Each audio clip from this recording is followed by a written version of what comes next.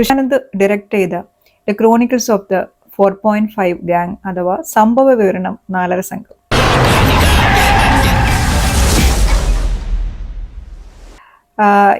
ഇതൊരു Malayalam web series ആണ്. ഇത് ഏതാണ്ട് നമ്മുടെ ഓണം റിലീസുകളൊക്കെ വന്ന സമയത്ത് തന്നെയാണ് സോണി ലിവില് ഈ സീരീസ് റിലീസാവുന്നത്. അതുകൊണ്ട് എന്തോ കുറച്ചൊരു പബ്ലിക് അറ്റൻഷൻ അത്ര അധികം കിട്ടിയിട്ടുണ്ടോ എന്ന് എനിക്കൊരു സംശയമുണ്ട്.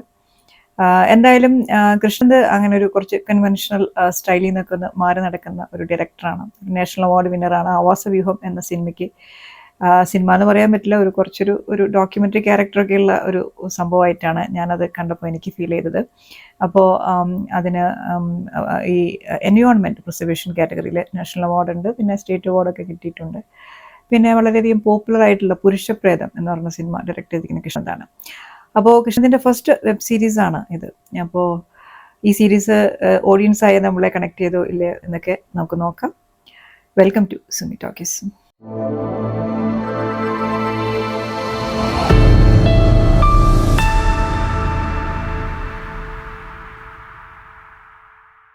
അപ്പോൾ സംഭവ വിവരണം 4 സംഘം എന്ന് പറഞ്ഞ വെബ് സീരീസിന്റെ ഒരു ബേസിക് ത്രെഡ് എന്ന് പറയുന്നത് തിരുവനന്തപുരത്തെ ഒരു ലോക്കൽ കോളനിയിൽ നടക്കുന്ന ഒരു കഥയാണ്. ഇതൊരു ഗാങ്സ്റ്റർ ഒരു ഡ്രാമ എന്ന് പറയാവുന്ന ഒരു ജോൺറിയിൽ വരുന്നൊരു സംഭവമാണ്.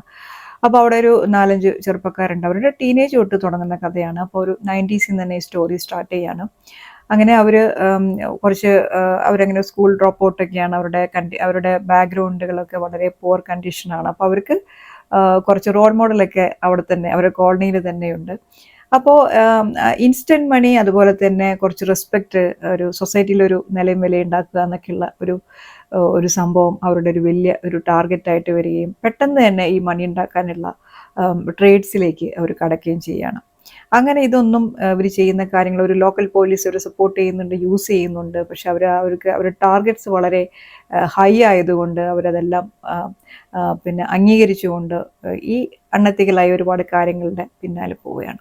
അങ്ങനെ അവർ പല പല സ്ഥലങ്ങളിലൊക്കെ എത്തിപ്പെടുന്നുണ്ട്. അങ്ങനെ ഒരു പ്രത്യേക സാഹചര്യത്തിൽ അവർ എത്തിപ്പെടുന്ന ഒരു സ്ഥലത്ത് എൻ്റെ ഒരു ലീഡ് ക്യാരക്ടറായിട്ടുള്ള നമ്മുടെ സഞ്ജു ശിവറാം ചെയ്യുന്ന അരിക്കുട്ടൻ എന്ന് പറഞ്ഞ ക്യാരക്ടർ ജഗദീഷിനെ കണ്ടുമുട്ടുന്നു. ജഗദീഷ് ഒരു റൈറ്ററാണ്. അപ്പോൾ ജഗദീഷ് ഇവരുടെ മൊത്തം സ്റ്റോറിയുടെ ഒരു നറേറ്ററായിട്ട് മാറാണ്. അപ്പോൾ അങ്ങനെ ഒരു റിഫ്രഷിങ് ടെക്നിക്കൊക്കെ ഈ സീരീസിൽ ഇംപ്ലിമെൻറ്റ് ചെയ്തിട്ടുണ്ട്. ജഗദീഷ് നന്നായിട്ട് അഭിനയിച്ചിട്ടുണ്ട്. നമ്മൾ ഈ സ്കൂളിലൊക്കെ പഠിക്കുമ്പോഴേ നമ്മളെ ഈ പണ്ടിലെ പിള്ളേര് തമ്മില്ലാത്തവന്മാര് കോളനി വാണങ്ങളൊക്കെയാണ് വിളിച്ചിരുന്നത്.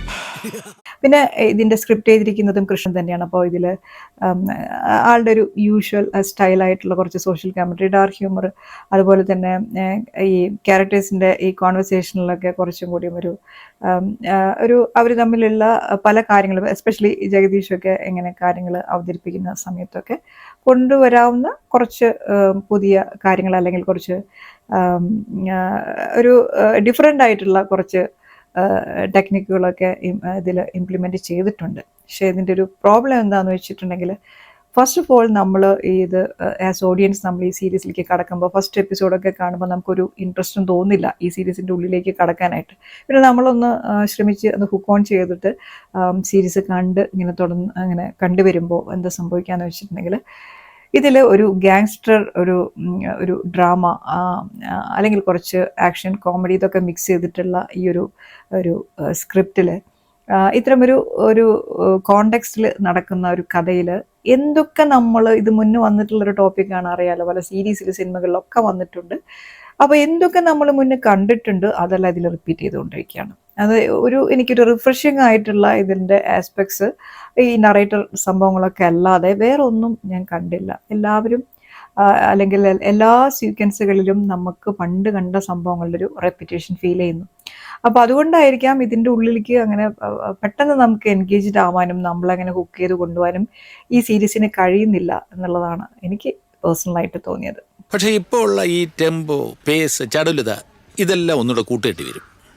ഒരു പുതിയ വില്ലനെ കൂടി കൊണ്ടുവരേണ്ടി വരും. വലിയൊരു ആയിക്കോട്ടെ, ആ രംഗത്ത് മരുന്നുകൾക്ക് ഒരു റിസർവേഷൻ ഇരിക്കും. ഈ സീരീസിന്റെ ഒരു വലിയ ഹൈലൈറ്റ് എന്ന് പറയുന്നത് ആക്ടേഴ്സിന്റെ പെർഫോമൻസ് തന്നെയാണ്. അതായത് ഈ നാലര സംഘം എന്ന് പറയുന്നത് അവരുടെ ടീനേജ് തൊട്ട് അവർക്ക് കുറച്ച് ഓവർ ദി ഇയേഴ്സ് ഈ സീരീസ് ഇങ്ങനെ പോകുന്നുണ്ട്.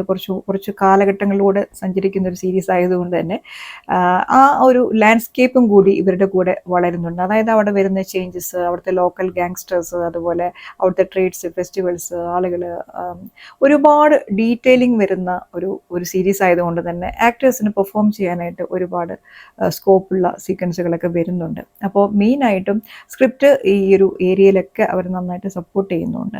അപ്പോൾ മെയിനായിട്ടും നമ്മുടെ സഞ്ജു ശിവറാമാണ് ഇതിൻ്റെ ഒരു ലീഡ് ക്യാരക്ടർ എന്ന് പറയുന്നത്.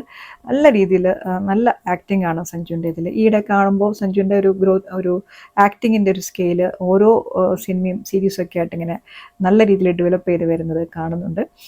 അതുപോലെ തന്നെ ഇതിൽ നിരഞ്ജൻ മണിയൻപിള്ള രാജു ഉണ്ട്, പിന്നെ ശ്രീനാഥ് ബാബു ഉണ്ട്, അതുപോലെ സച്ചിൻ ജോസഫ് ഉണ്ട്, എല്ലാവരും, ശംഭു എന്ന് പറയുന്നത്, ഈ നാലര സംഘത്തിലെ എല്ലാവരും നല്ല ആക്ടിംഗ് ആണ് ഈ സീരീസിൽ കൊണ്ടുവന്നിരിക്കുന്നത്. അതുപോലെ തന്നെ ഇതിൽ മെയിൻ വേറെ ലീഡുകളൊക്കെ ആയിട്ട് വരുന്നത് നമ്മളെ ഇന്ദ്രൻസിന് ഈയിടെയായിട്ട് മലയാള സിനിമയും സീരീസുകളൊക്കെ ഉപയോഗിക്കുന്നത് ഒരു ടൈപ്പ് കാസ്റ്റ് മോഡലാണ്. ഇതിലും അങ്ങനെയുള്ള ഒരു ക്യാരക്ടറാണ്. അതുപോലെ പ്രശാന്ത് അലക്സാണ്ടർ, ഒരു ബ്രൂസ് ലീ എന്ന് പറഞ്ഞൊരു ക്യാരക്ടർ നന്നായിട്ട് ചെയ്തിട്ടുണ്ട്. പിന്നെ അതിൽ നമ്മളുടെ ഹക്കീമുണ്ട്. ഹക്കീമിൻ്റെ ഒരു പൂക്കടവൽസ് എന്ന് പറഞ്ഞ ക്യാരക്ടർ കൊള്ളാം. പിന്നെ നമ്മളുടെ പിക്കു എന്ന് പറഞ്ഞൊരു ക്യാരക്ടർ പിക്കു എന്ന് പറഞ്ഞൊരു ആക്ടർ ഈ സീരീസിൽ അഭിനയിക്കുന്നുണ്ട്.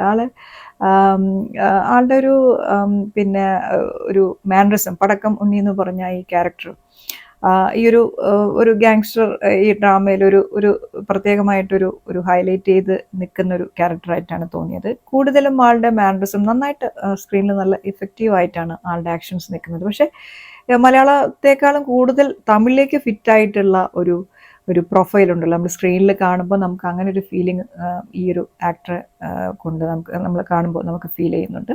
എനിക്കൊരു ഇൻട്രസ്റ്റിംഗ് അപ്രോച്ച് കിട്ടിയിട്ടുണ്ട്. ഇപ്പൊ 4.5 സംഘം. പക്ഷെ ഒരു അര കുറവില്ലേ അവരുടെ സംഘത്തില്? നിങ്ങൾ 4 പേരും മൂങ്ങ ചെറുതല്ലേ? അപ്പൊ 4.5 സംഘം. ഇതിലൊരു സബ്പ്ലോട്ട് വരുന്നുണ്ട്. ആ സബ്പ്ലോട്ട് എന്നൊക്കെ പറയുന്നത് വളരെ റെപ്പിറ്റേറ്റീവ് ആയിട്ടുള്ള ഒരു സംഭവമാണ്. മാത്രമല്ല അതൊരു എക്സ്റ്റെൻസീവ് ആയിട്ട് കാണിച്ചിരിക്കുകയാണ്. അത് എന്തിനാണെന്ന് എനിക്ക് മനസ്സിലായില്ല.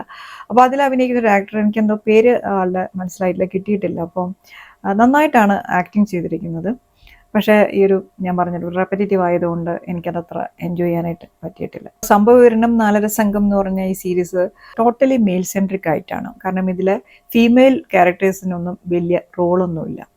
ഇപ്പോൾ ദർശന രാജേന്ദ്രൻ വരുന്നുണ്ട്. ദർശന രാജേന്ദ്രൻ്റെ എക്സ്പ്രഷൻസ് ഒക്കെ ഓക്കെയാണ്. പക്ഷേ ഒരുപാട് നമ്മൾ കണ്ടുപരിചയിച്ച ഒരു ക്യാരക്ടർ ആയതുകൊണ്ട് എനിക്ക് അതിനെ പറ്റിയിട്ട് എനിക്ക് എന്താ പറയുക, അതൊരു കണ്ടപ്പോൾ ഭയങ്കര ഒരു റെപ്യൂട്ടേഷൻ തോന്നി.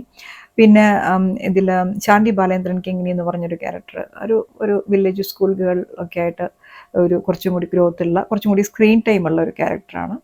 നന്നായിട്ട് ചെയ്തിട്ടുണ്ട്. പിന്നെ ഇതിൽ വരുന്നത് നമ്മളുടെ ആട്ടം ഫെയിം സരിൻ ഷിഹാബാണ്. സരിൻ അങ്ങനെ ഷീസ് ലൈക്ക് ഒരു പ്രോപ്പർട്ടി പോലെ എനിക്ക് ഫീൽ ചെയ്ത്, ഡയലോഗ്സ് പോലും കൊടുത്തിട്ടില്ല. ഒരു യാതൊരു ഉപകാരമില്ലാത്ത ഒരു റോളാണ് സരിന് കിട്ടിയിരിക്കുന്നത്.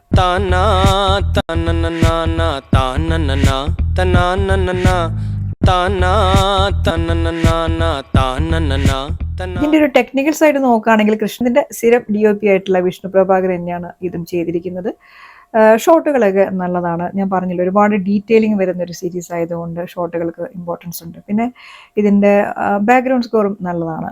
ഒരുപാട് മ്യൂസിക് കുറച്ച് നന്നായിട്ട് ബ്ലെൻഡ് ചെയ്തിട്ട് പോയിട്ടുള്ളൊരു സീരീസാണ്. അപ്പോൾ വർക്കിംഗ് സൂരജ് സന്തോഷമാണ് ഇത് ചെയ്തിരിക്കുന്നത്.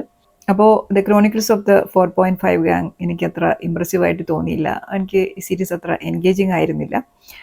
അതുമാത്രമല്ല നെക്സ്റ്റ് ടൈം വളരെ റിഫ്രഷിംഗ് ആയിട്ടുള്ള ഒരു തീമുമായിട്ട് കൃഷ്ണ വരുന്നതാണ് ഞാൻ വിചാരിക്കുന്നത്. നമുക്ക് വേറൊരു സിനിമയ്ക്കായിട്ട് അടുത്ത് തന്നെ കാണാം. Thank you so much for watching.